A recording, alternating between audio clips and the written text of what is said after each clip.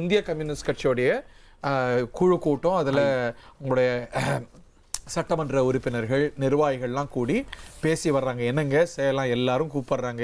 இந்த பக்கம் அப்படி சொல்கிறாங்க, நம்ம திமுக பக்கம் இருக்கோம், இன்னொரு பக்கம் தாவேக்கா கூப்பிடுறாங்க, என்னங்க செய்யலாம் அப்படின்னு கூடி பேசுறதுக்கு இந்திய கம்யூனிஸ்ட் கட்சி நிர்வாகிகள் கூடிய காட்சிகளை ஒரு ஃபோட்டோ அப்போ நம்ம பார்க்குறோம். இப்போ வழக்கமாக என்ன நடக்கும்னா, முதல்ல வீடியோ கேமராமேன்ஸை மட்டும் அனுமதிப்பாங்க.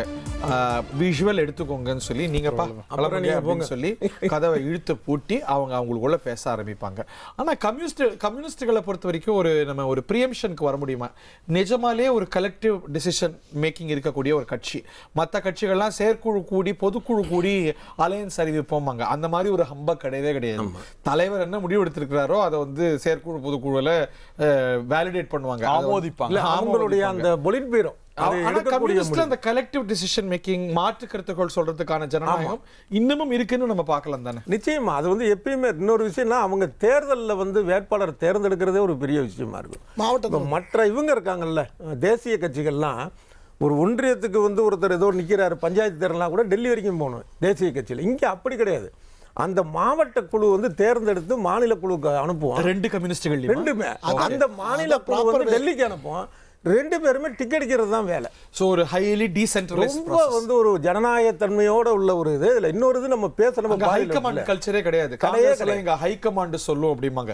எங்க ஹைகமாண்ட் சொல்லணும்னு காங்கிரஸ் தலைவர் சொல்லுவார். அதான் ஆச்சரியம். ஆனா காங்கிரஸ் உடனடியாக கார்கே சொல்லுவார், அவர் ஹைகமாண்ட் வில் டிசைட். நீங்க தான்ப்பா ஹைகமாண்ட், நீங்க தான் காங்கிரஸ். காங்கிரஸ் உடனடியா முடிவு எடுத்தது விஜய்க்கு தான். விசித்திரம் பாருங்க. வழக்கமா டெல்லியில இருந்து முடிவு எடுக்கிறவங்க இந்த முறை சென்னையில இருந்து முடிவு எடுத்தாங்களாம். உண்மைதான். அது இந்த இது சொல்ல வந்தேன்ல, அதாவது அரசியல்ல மாறுதல்லாம் பெரிய விஷயம் இல்லை. ஏன்னா இப்போ உங்களுக்கே தெரியும், 96ல் இவங்க தமிழ் மாநில காங்கிரஸ் பெரிய சப்போர்ட்டா இருந்துச்சு திமுகவுக்கு.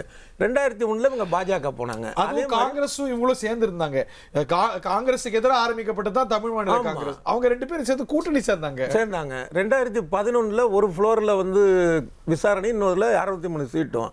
அதே போல அங்க சென்ட்ரல்ல பாத்தீங்கன்னா பிஜேபியில் 5 வருஷம் இருந்துட்டு கடைசி நேரத்தில் திடீர்னு இவங்க மாறினாங்க. நீங்க திமுக ஸ்டேட்மெண்ட் பாத்தீங்களா? காங்கிரஸ் தன்னுடைய பழைய குணத்தை மாற்றிக்கொள்ளவில்லை. எவ்வளவு பழசு. அரசியல் கட்சிகளுக்கு குணமே கிடையாது. நிரந்தரம். No moral, no.